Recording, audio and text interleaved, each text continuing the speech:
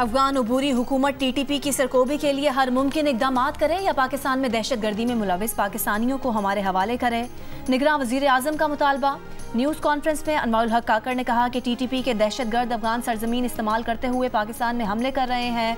चंद अफगान रहनुमाओं के गैर जिम्मेदाराना धमकी आमेज बयानात के बाद दहशत गर्दी के हालिया वाक़यात में तेज़ी मायनी खेज और रियासत पाकिस्तान के खदशात की तौसीक करती है।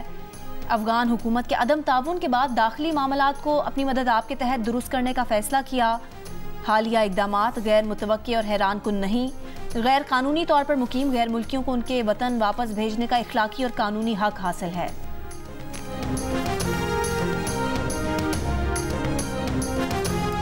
हुकूमती गारंटियों का बोझ 4048 अरब रुपए से कम होकर 3852 अरब रुपए तक महदूद हो गया।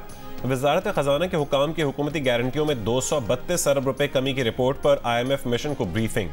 तकनीकी मुज़ाकरात के दौरान IMF मिशन को बताया गया कि सितंबर 2023 तक हुकूमती गारंटियों का बोझ 4000 अरब रुपए तक महदूद करना हदफ था।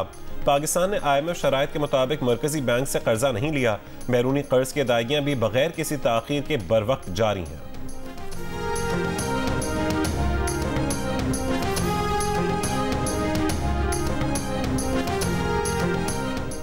वजारत खजाना की IMF मुज़ाकरात के दौरान कायमा कमेटी इजलास ना करने की दरख्वास्त। नवंबर में कमेटियों के इजलास मनसूख कर दिए गए। ज़राए कहते हैं कि वजारत खजाना का मौक़िफ़ था कि कायमा कमेटी खजाना में IMF से मुतालिक अहम उमूर ज़ेर बहस आने से मुज़ाकरात मुतासिर हो सकते हैं।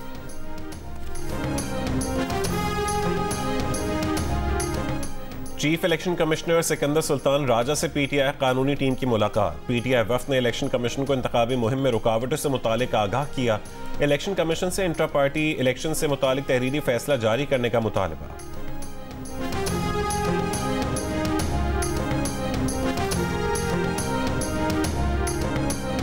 मुस्लिम लीग नून के कायद नवाज शरीफ की गवर्नर हाउस में गवर्नर पंजाब बलीगुर रहमान से मुलाकात।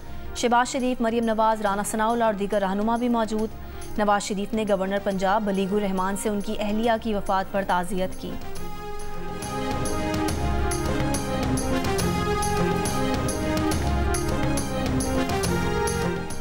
काबीना इजलास, एजेंडा मीटिंग्स, सब कुछ प्रिंसिपल सेक्रेटरी ने करना है। जिस बंदे ने सारा कुछ करना है उसका नाम नहीं, जिनका कोई किरदार नहीं उन पर मुकदमा बनाया गया। साइफर केस में शाह महमूद कुरैशी के वकील के दलाइल।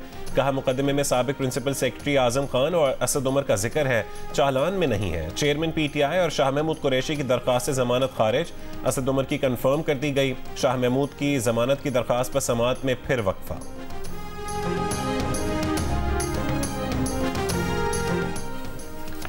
इसराइल का जबालिया कैंप पर एक और हमला, 9 फ़लस्तीनी शहीद। नसीरात और अलशाती पनागुज़ीन कैंप में भी कई रिहायशी इमारतों को निशाना बनाया, मुतादिद अफराद शहीद और ज़ख्मी। इसराइली वज़ीर आज़म का कहना है कि हमले नहीं रुकेंगे। फ़लस्तीनी गज़ा के शिमाली इलाकों से जुनूब की तरफ चले जाएँ। शिमाली गज़ा में फ़लस्तीनी मुज़ाहमतकारों से झड़प में एक और इसराइली फ़ौजी की हलाकत की तस्दीक, 2 ज़ख्मी। इसराइल 31 हलाकतें तस्लीम कर चुका है।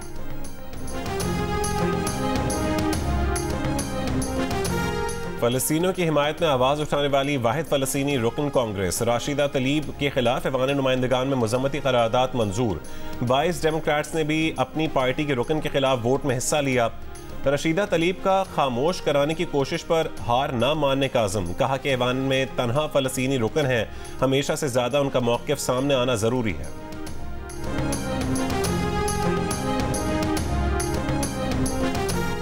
मज़लूम फ़लस्तीनियों के खिलाफ इसराइली फ़ौज की बरबरियत जारी है। जमात इस्लामी के सेंटर मुश्ताक अहमद मिस्र पहुँच गए।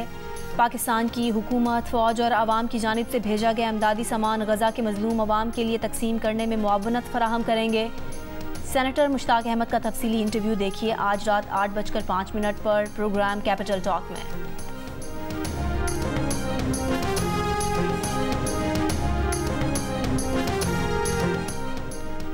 और क्रिकेट वर्ल्ड कप में इंग्लैंड का नीदरलैंड्स के खिलाफ टॉस जीतकर बैटिंग का फैसला। पॉइंट्स टेबल पर दोनों टीमें सबसे आखिरी पोजीशंस पर हैं।